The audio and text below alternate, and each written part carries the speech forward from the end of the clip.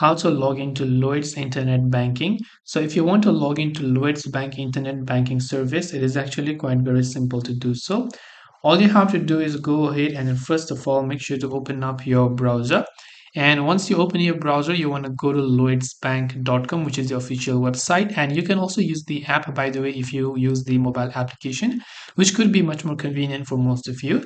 But if you want to do it from the website, you could go to the login option from the top right hand side and you can select your internet banking like personal or business.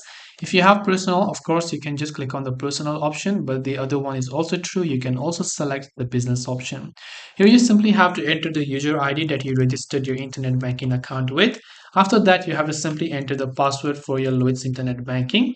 If you don't remember your password, you can click on forgotten your logon details to reset it. If you're not sure what password you typed here, you can click on the show button.